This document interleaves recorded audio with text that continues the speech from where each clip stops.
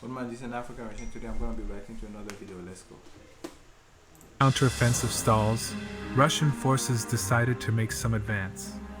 It's day 506 of Russia's operation in Ukraine. Let's dive deeper. Starting from Novoselivsky, this area remained relatively quiet after the start of Ukrainian counteroffensive.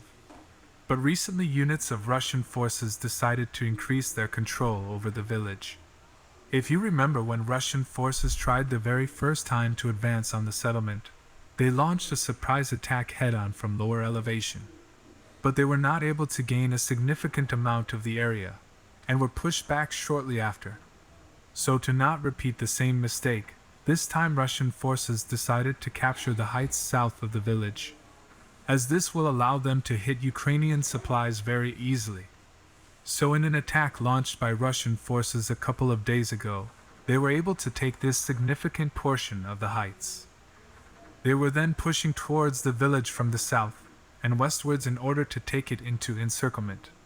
Today a report came that Russian forces, after a very recent push, were able to take this area under their control.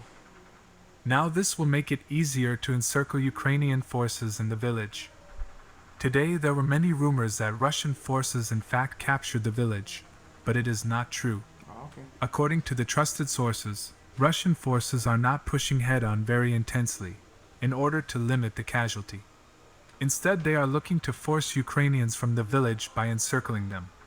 But it is still early for the forced withdrawal because Ukraine has another brigade very close to the village.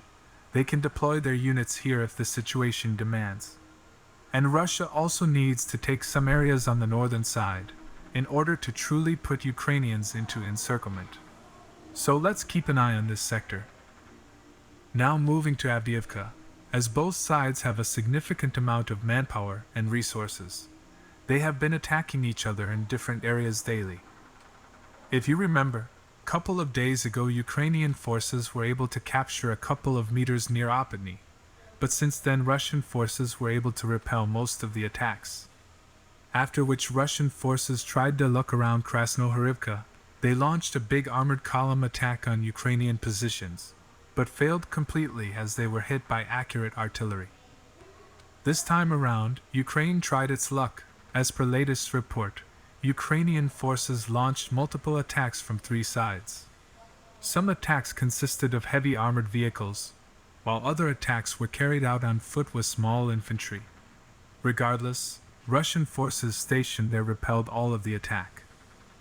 On the other hand, Russian forces stationed in the south decided to go on the offensive. As per latest report, Russian forces launched an attack from Wodiane. As a result, they were able to take this small area under their control. This area has proven time and time again very difficult for both sides to advance. Now moving to Holyapol on the southern front. This area has seen limited fighting compared to other areas on the southern front. Ukrainian forces tried a couple of times but with no luck. Today a report came that Russian forces decided to make some advance, so they launched an attack from Marfapil towards Chervony. As a result, they were quickly able to take this area under their control.